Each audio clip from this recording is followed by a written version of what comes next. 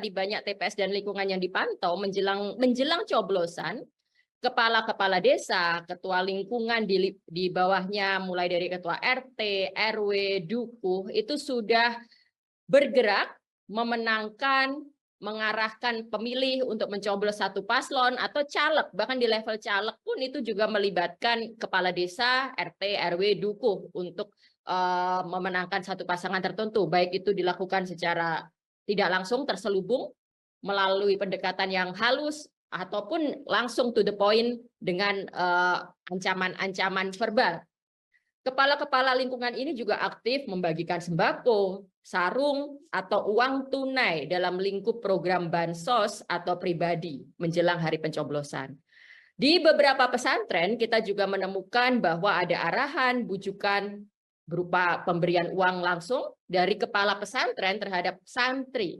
Nilainya dari yang ratusan ribu hingga 1 juta per orang untuk memilih salah satu paslon. Campur tangan otoritas lokal serta insentif uang inilah yang kami temukan sebagai salah satu faktor kunci bagi pemilih untuk memutuskan pilihannya.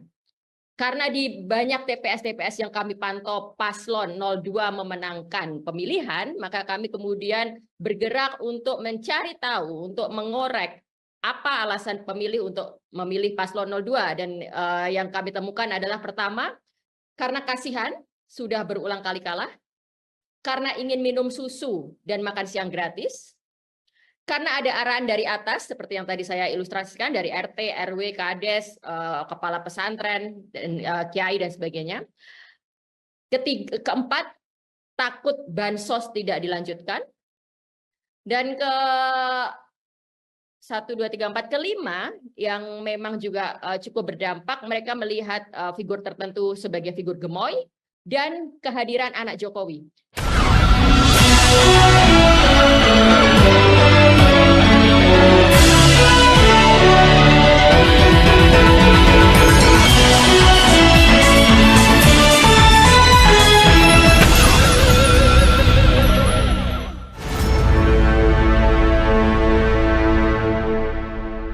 Terima kasih Mas Luki, rekan-rekan semua yang ada di kantor Jaga Pemilu Jakarta. Saya di sini dari mewakili Omong-Omong Media. Omong-Omong Media adalah lembaga yang berfokus pada produksi pengetahuan dan salah satunya memang untuk menghasilkan riset. Dalam kaitannya dengan pemilu, kami mengadakan pemantauan pemilu sebagai bagian dari riset kami. Dan metodologi yang kami gunakan jelas pendekatan kualitatif dengan mengamati, wawancara, mendokumentasikan, baik itu rekaman suara, foto, video. Lalu kemudian nanti kami sebenarnya sudah merencanakan akan menerbitkan analisis komprehensifnya atas semua data-data ini. Jadi yang saya paparkan hari ini aja, awalan dari data yang kemarin sudah kita kumpulkan. Jadi pemantauan kami dimulai 1 minggu sebelum pemilihan dengan pemantauan intensifnya H-2 sampai H+1.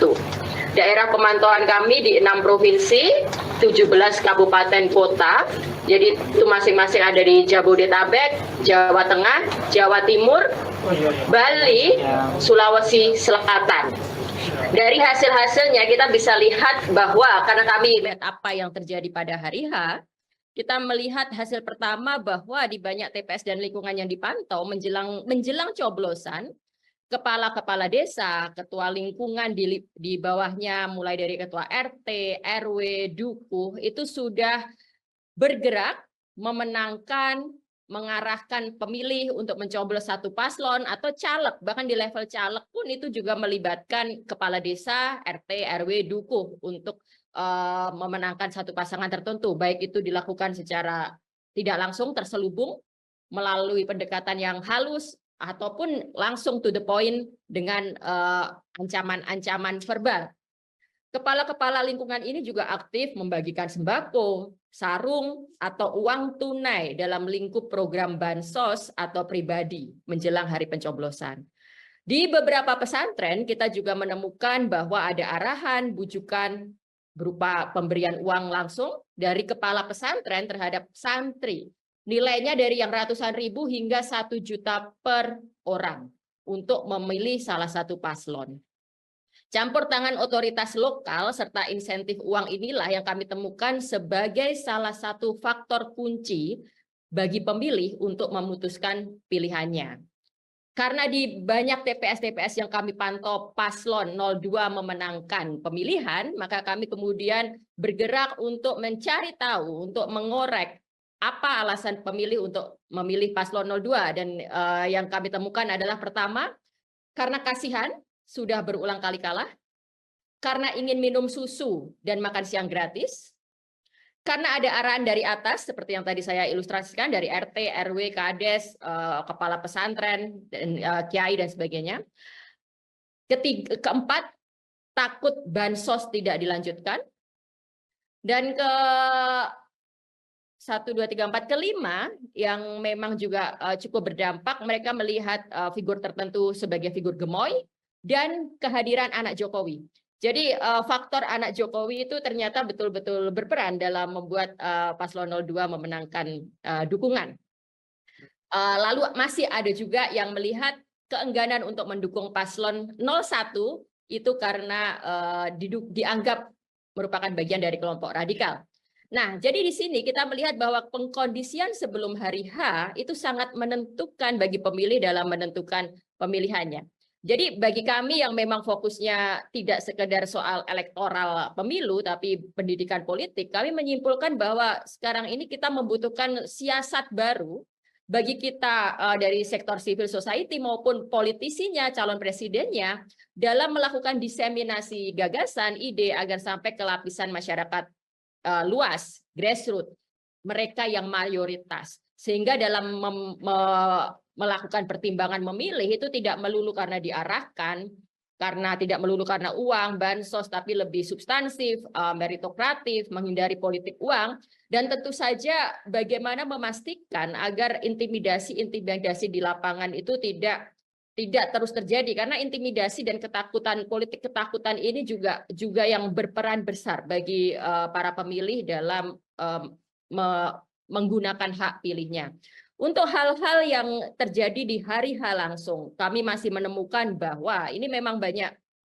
Tapi di titik ini kami masih belum bisa menyimpulkan apakah ini masif atau sistematis, karena data kami belum kami betul-betul lihat, tapi kami menemukan bahwa di beberapa TPS setidaknya gambar paslon 02 sudah dicoblos lebih dahulu di surat suara. Nah, ini pertanyaannya kan kemudian nanti apakah ini hanya terjadi di TPS-TPS tertentu sehingga cukup dilakukan pengulangan di TPS-TPS yang kami temukan itu, atau ini adalah sudah sistematif atau masif. Mungkin nanti perlu ada elaborasi analisis lebih mendalam lagi. Di titik ini kami belum bisa menyimpulkan.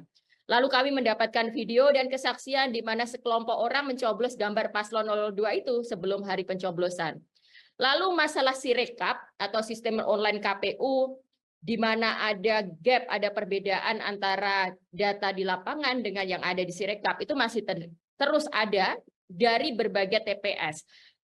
Mungkin penjelasan paling sederhananya memang karena masih belum final, masih proses. Nah, itu apakah ini memang hanya semata kesalahan teknis atau memang ada persoalan sistemik di Sirekap itu sendiri? Karena ini kan sebuah sistem IT yang memang harus juga diaudit, harus juga dilihat apa yang membuatnya tidak bisa sesuai saat itu juga dengan data di lapangan gitu. Nah, kami melihat ketika ada gap antara misalnya di TPS di Bau-Bau di Sulawesi Tenggara, di satu pesantren jelas-jelas ada perbedaan antara C1 dengan Sirekap. Ketika itu kami viralkan rame, kemudian beberapa jam kemudian ada revisi di situ. Nah, apakah memang ini sekedar persoalan teknis ataukah memang ada persoalan yang lebih mendasar? Nah, ini harus kita sama-sama kuak. Lalu ada juga masih hal-hal yang mungkin sifatnya minor ya, perundungan kepada petugas KPPS ketika menyebut paslon tertentu yang bukan dominan di tempat itu. Lalu kemudian petugas KPPS yang berkomentar tidak semestinya ketika ditemukan surat suara yang sudah dicoblos gitu. Jadi di sini hal-hal seperti ini juga membuat kita bertanya-tanya bagaimana kita bisa memastikan bahwa KPPS memang sudah menjalankan tugasnya sesuai dengan yang seharusnya. Lalu masih banyak terjadi di banyak TPS pengarahan lansia. Nah, ini memang PR besar untuk kita semua. Ketika lansia-lansia ini memang tidak mendapatkan informasi, tidak bisa menggunakan hak pilih secara otonom, akhirnya petugas KPPS yang mengarahkan mereka untuk memilih paslon tertentu. Jadi peran petugas KPPS akhirnya sangat besar dalam mengarahkan kemenangan pada paslon tertentu. Lalu ada kesalahan teknis yang mungkin juga bisa memberi gambaran betapa tidak siapnya sistem pemilu kita karena terus terjadi pada setiap pemilu. Yaitu misalnya di Makassar, beberapa TPS itu menunda pelaksanaan pemilu karena surat suaranya tertukar. Nah, ini seolah-olah kan ya kebetulan aja atau memang kesalahan saja. Tapi ini membuat kita bertanya-tanya kalau sebuah surat suara saja bisa tertukar ke daerah lain gitu, bagaimana persiapan yang sudah dilakukan KPU dan semua sistem pemilihan umum sehingga bisa make sure bahwa pemilihan umum kita berjalan dengan seharusnya.